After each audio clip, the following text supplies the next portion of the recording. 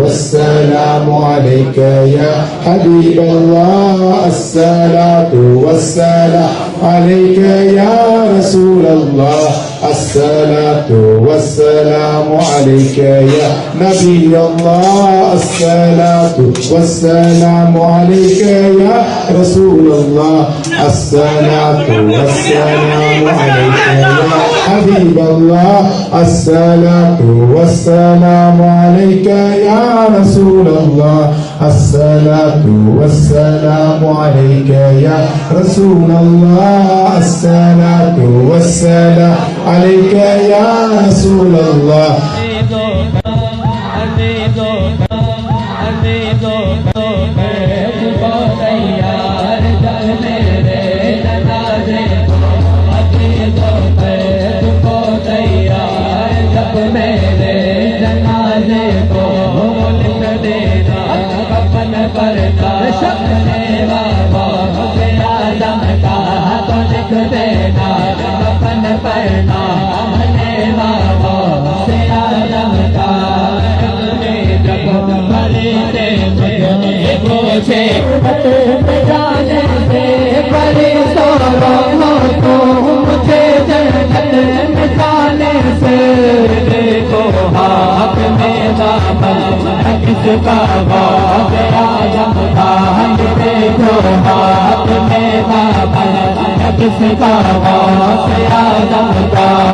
اسلام میں رقص کرنے کی کیا شرعی حیثیت ہے؟ ڈاکٹر طاہر القادری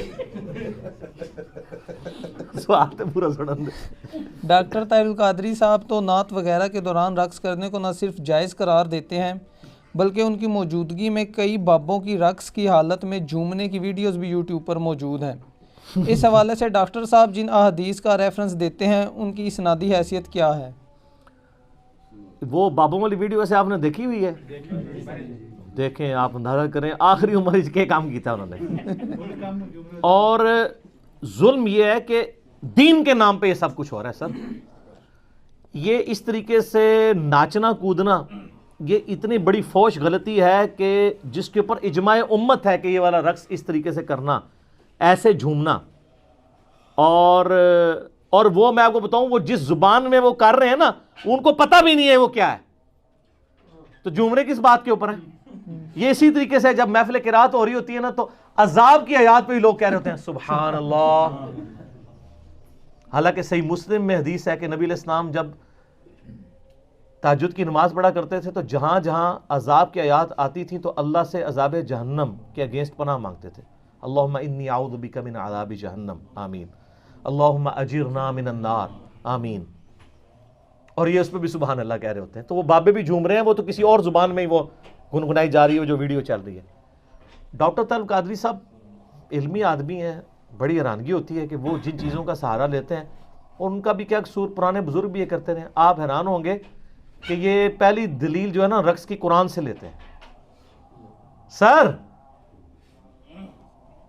اگر جان کی مان پاؤں تو آپ کو وہ آیت پڑھ کے سناؤں تو پھر آپ نے ان بزرگوں کا اور ان کے بڑے پرکھوں کا، صوفیاء کا مذاق آپ خود اڑائیں گے کہ ان لوگوں نے کس چیز کو بنیاد بنایا۔ وہ سورہ سعد کی آیات ہے، 41 نمبر آیت ہے آنورڈ، پارہ نمبر 23 کے اندر، اعوذ باللہ من الشیطان الرجیم بسم اللہ الرحمن الرحیم۔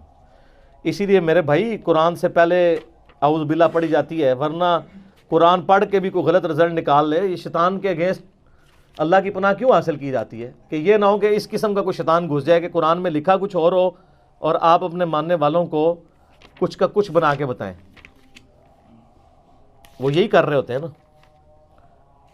یہ جی 41 نمبر آیت سورہ صاد، پارہ نمبر 23۔ حضرت ایوب علیہ السلام کا ذکر ہے۔ آپ کو پتہ ہے ان کو اللہ تعالیٰ کی طرف سے آزمائش آئی تھی، بیماری آئی تھی ان پہ۔ یہ جو کہتے ہیں ان کے جسم میں کیڑے پڑ گئے تھے اور وہ کیڑا نیچے گرتا تھا اوپر رکھ لیتے تھے، یہ جھوٹ ہے، ایسا نہیں ہے، یہ سب اسرائیلی روایتیں ہیں۔ وَذْكُرْ عَبْدَنَا ایوب، ہمارے بندے ایوب کو یاد کرو، اذ نادا ربہ، جب انہوں نے اپنے رب سے دعا کی، انی مسنی الشیطان بنصب وعذاب، کہ اے میرے رب بے شک شیطان نے مجھے چھو لیا ہے تکلیف اور دکھ کے ذریعے۔ اچھا وہ کوئی وسیلہ واسطہ نہیں پیش کر رہے، اللہ ہی سے فریاد کر رہے ہیں۔ ارکض برجلک ھذا مغتسل بارد وشراب، تو اللہ تعالیٰ نے ان کو وحی کی کہ اپنا پاؤں زمین پہ مار، یہ ہے ٹھنڈا پانی تیرے غسل کرنے کے لیے اور پینے کے لیے۔ وہ کہتے ہیں جو حضرت ایوب علیہ السلام نے زمین پہ پاؤں مارا نا، یہ رقص کی دلیل ہے۔ ہائے ہائے ہائے، کتنے پہنچے نے سرکار، ہائے ہائے ہائے۔ وَوَهَبْنَا لَهُ أَهْلَهُ وَمِثْلَهُمْ مَعَهُمْ، تو ہم نے ان کو مزید ان کے اہل بیوی اور بچے ان کے سارے فوت ہو گئے تھے، اللہ کہتا ہے ہم نے دوبارہ نئے بیوی بچے دیے اور اس کی مثل اور عطا کر دیے، رحمتم منا، اپنی طرف سے رحمت، وذکریٰ لأولی الالباب، جس میں نصیحت ہے اہل عقل کے لیے۔ وہ کہتے ہیں جی اگر یہ پاؤں مار کے ناچنا حرام ہوتا تو قرآن میں یہ آتا؟ تو اس میں تو صرف پاؤں مارنے کا ذکر ہے، یہ تو نہیں کہ وہ پاؤں مارتے ہی جا رہے تھے۔ وہ تو اما ہاجر کے لیے بھی، جن کو آپ ہاجرہ کہتے ہیں، لفظ ہاجر ہے، ان کے لیے بھی سیدنا اسماعیل علیہ السلام کے لیے وہ زمزم جاری ہو گیا تھا۔ بخاری میں اشارہ تھا، نہ تورات میں ذرا ڈیٹیل کے ساتھ واقعہ موجود ہے۔ تو وہ تو پاؤں لگنے سے ہوا، تو یہ کہتے ہیں جی وہ یہ دلیل ہے، اس سے دلیل پکڑتے ہیں۔ اور اللہ کے فضل سے ہمارے جو پرانے مفسرین اور محدثین ہیں، انہوں نے باقاعدہ صوفیاء کا ان آیات کے ساتھ کھلواڑ کرنے کا رد کیا۔ یہ کھلواڑ وہی ہے جس طرح کہ اہل تشیع نے کھلواڑ کیا ہے قرآن کے ساتھ۔ سورہ الذاریات کے اندر پارہ نمبر 27 کے سٹارٹ میں آتا ہے نا کہ ابراہیم علیہ السلام کو انسانی شکل میں آ کے فرشتے نے بشارت دی، ان کی بیوی بھی وہاں کھڑی تھی، اس کو بشارت دی۔ سیدہ سارہ کی عمر آلموسٹ 80+ تھی اور وہ بوڑھی ہو چکی تھی، اس وقت اولاد بھی نہیں پیدا ہوتی، اور کہا کہ آپ کو ایک بچے کی بشارت دیتے ہیں، حضرت اسحاق علیہ السلام کی۔ تو قرآن میں ہے فسکت وجہہا، تو انہوں نے اپنا چہرہ پیٹا اور کہا کہ میں تو بڑھیا اور بانجھ ہوں، میری اولاد ہوگی۔ ظاہر ہے 80 سال کی عورت اگر پریگننٹ ہو جائے تو کس کو منہ دکھائے گی؟ تو ایک ان کا ایبرپٹ تھا، وہ ایک ہی دفعہ انہوں نے چہرہ پیٹا حیرانگی کے ساتھ، تو کہتے ہیں اسے ماتم ثابت ہوتا ہے۔ تو شیعہ نے اس آیت سے جس طرح گھسیٹ کے ماتم ثابت کیا نا، سنیوں کے صوفیاء نے سورہ 7 کی آیت نمبر 41 سے رقص ثابت کیا۔ یہ بالکل جعلی باتیں ہیں، ان کو خوف خدا کرنا چاہیے، ان کو شرم بھی نہیں آتی کہ یہ کیا چیزیں لوگوں کے سامنے رکھ رہے ہیں۔ اس کے علاوہ بخاری مسلم میں کچھ احادیث ہیں جس کا غلط رزلٹ نکالا گیا۔ صحیح بخاری اور مسلم دونوں میں حدیث ہے کہ اما عائشہ کہتی ہیں کہ ایک دفعہ مسجد نبوی میں حبشی جو ہے وہ اپنے نیزوں اور تلواروں کے ساتھ اور ڈھالوں کے ساتھ جنگی پریکٹس کر رہے تھے، جنگی مشقیں۔ تو میں نے خواہش کا اظہار کیا ہے اللہ کے رسول صلی اللہ علیہ وآلہ وسلم، میں یہ دیکھنا چاہتی ہوں۔ اور آپ فرماتی ہیں کہ تم نبی علیہ السلام کا اخلاق دیکھو کہ میں تو نوجوان لڑکی تھی، ایک نوجوان لڑکی جب اس طرح کا کوئی کھیل تماشا دیکھ رہی ہو تو وہ کتنی دیر کھڑے ہو کے دیکھ سکتی ہے، اس کا تو شوق ہوتا ہے نا۔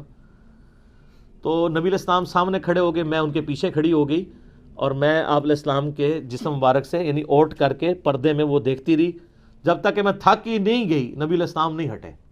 کیا شفقت تھی۔ اور پھر اما عائشہ کے الفاظ ہیں تم سوچ سکتے ہو کہ ایک نوجوان لڑکی کتنی دیر کھڑے ہو کے یہ دیکھ سکتی ہے۔ تو اس میں الفاظ ہیں کہ وہ جنگی مشقیں کر رہے تھے، تو ظاہر ہے جنگی مشقیں کرتے ہوئے بندہ جھومتا بھی ہے وہ سارا۔ تو اس حدیث سے وہ دلیل لیتے ہیں کہ وہ جھوم رہے تھے نا، تو اس سے رقص کا ثبوت ملتا ہے۔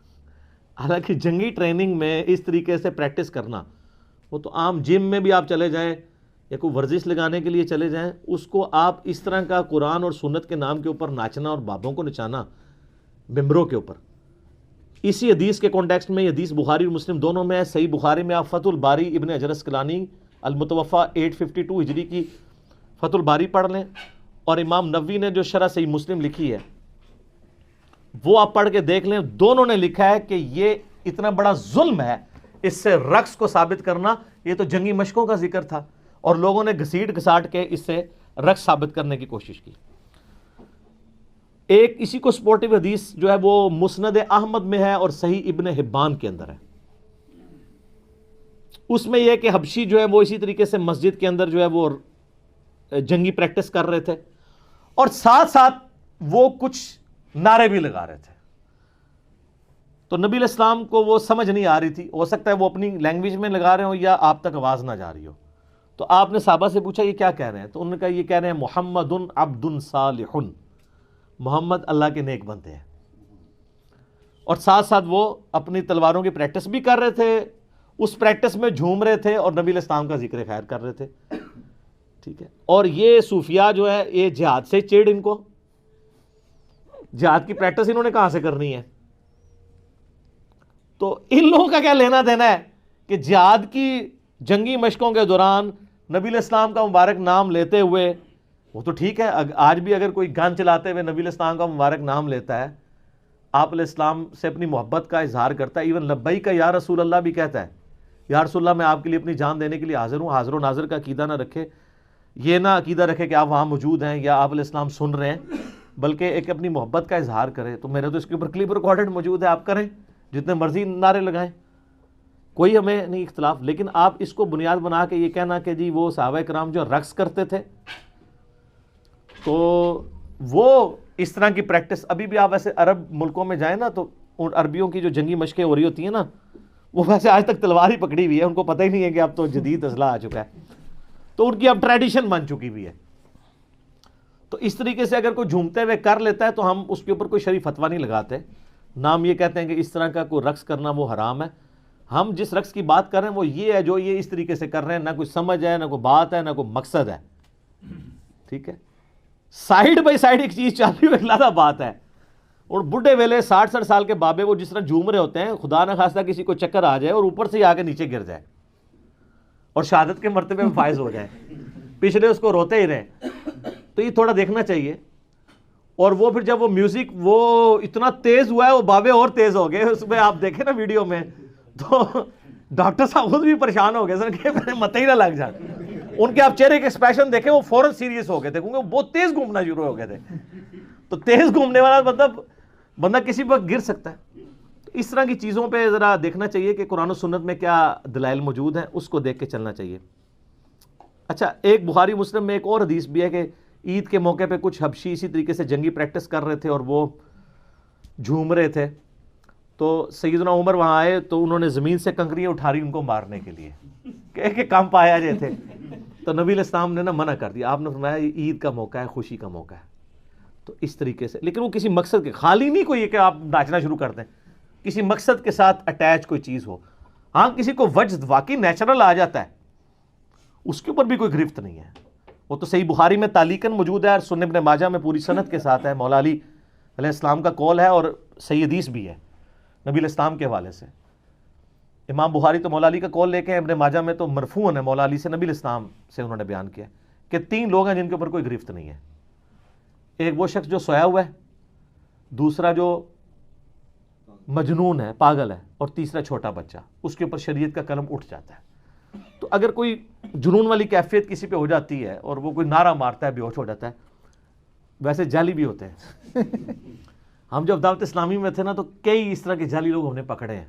وہ آپ کو پتا ہے وہ لائٹس آف کر کے ذکر کراتے تھے اللہ, وہ آپ اتنی تیزی سے کریں تھوڑی دیر بعد ویسے ہی چکر کے بعد بندہ گر جاتا ہے. ایک نیچرل چیز ہے نا, اتنی دیر سے زور زور سے آپ ہلا رہے ہیں. تو ہم نے 1999 میں نا یہاں اعتکاف کروایا جیل میں اپنے جو مرکز فیضان مدینہ میں. تو روزانہ تماشا لگا, میں 30-40 بندے بے ہوش ہوئے پڑے. میں مصیبت پڑ جاتی ہے نا یار, مطلب لوگوں کو اب سلانا ہے. اس کے بعد پھر کیا کیا, ہم نے ایک سوئی رکھی ہوئی تھی. ہائے ہائے, سوئی تے پھر تو پتہ نا فیتا مار دیندی ہے کیڑا جعلی ہے. جو واقعی جینون بے ہوش بندہ ہے اس کو آپ سوئی مارے اس کو اثر ہی نہیں کرے گا, سن ہوا ہوتا ہے بندہ. 99.9 کیا 100% لوگ ہی جعلی تھے. پھر آہستہ آہستہ وہ وجدان ہی بند ہو گیا, روزانہ تو نہیں بندہ سوئی کھا سکتا. تو سوئی مارتے تھے, چیک کرتے, ہاں اٹھتے جاؤ اٹھتے جاؤ اٹھتے جاؤ. تو جب ان کو پتہ چل گیا کہ اب یہ سوئی سے اٹھائیں گے تو وہ پھر وجدانیں بند ہو گئی. تو سر یہ جو بابے جھوم رہے ہوتے ہیں نا, تو ایک سوئی رکھ لیں آپ, ٹھیک ہے, ایک ایک بابے نے سوئی لا کے چیک کرو, تو انشاءاللہ تعالیٰ ان کا سارا وجد اتر جائے گا. جیب میں بھی ڈاکٹر صاحب نے ایک جدید طریقہ دسا ہے کہ جیب میں بھی ہاتھ, وہ ہاتھ جیب سے مارو گے تو اور کچھ کر دیں تو عزت بچانا مشکل ہو جائے. پھر چور چور کا فتویٰ لگا دیں گے. اچھا ایک اور حدیث ہے مسند امام احمد میں بھی ہے اور سنن کبریٰ البیہقی کے اندر موجود ہے. ویسے مزے کی حدیث ہے یہ حدیث بخاری میں بھی ہے. بخاری میں صرف اتنے الفاظ ہیں کہ نبی علیہ السلام نے زید ابن حارثہ سے کہا کہ زید ہمارا مولا ہے, جگری یار ہے, کیونکہ حضرت زید ابن حارثہ کو حضور نے آزاد کیا ہوا تھا, لے پالک غلام تھے. اور حضرت جعفر ابن ابی طالب حضرت علی کے بھائی کو کہا, جس نے وہ نجاشی کے دربار میں سورہ مریم پڑھی تھی, کہ جعفر تم شکل و صورت میں اور سیرت میں میرے مشابہ ہو. بڑی فضیلت. اور تیسرے مولا علی سے نبی علیہ السلام فرمایا علی تم مجھ سے ہو میں تم سے ہوں. یہ تینوں باتیں بخاری کی ایک حدیث میں جو میں نے کربلا والے ریسرچ پیپر میں ڈالی ہوئی ہیں. یہ حدیث بخاری میں تو اتنی ہے, لیکن اس کے کانٹیکسٹ کے ساتھ مسند احمد اور سنن کبریٰ البیہقی میں موجود ہے کہ مولا علی خود روایت کرتے ہیں کہ میں زید ابن حارثہ اور جعفر ابن ابی طالب بیٹھے ہوئے تھے ایک مجلس میں, تو نبی علیہ السلام نے زید سے کہا تو ہمارا مولا ہے. تو حضرت زید ابن حارثہ جو ہے وہ ایک ٹانگ پہ کھڑے ہو گئے اور انہوں نے جھومنا شروع کر دیا. اس کے بعد حضرت جعفر ابن ابی طالب سے حضور نے فرمایا کہ تم اپنی شکل و صورت اور سیرت میں سب سے زیادہ میرے مشابہ ہو. تو وہ بھی ایک ٹانگ پہ کھڑے ہوئے اور انہوں نے جھومنا شروع کر دیا, اظہار محبت کے لیے, خوشی کے لیے. پھر مولا علی کہتے ہیں جب پھر نبی علیہ السلام نے مجھ سے کہا کہ تم مجھ سے ہو اور میں تم سے ہوں, تو میں بھی ایک ٹانگ پہ کھڑا ہوا اور میں نے جھومنا شروع کر دیا. اس حدیث میں ابو اسحاق مدلس ہے, ان سے روایت کر رہے ہیں, سما کی تصریح نہیں ہے, روایت تو ضعیف ہے.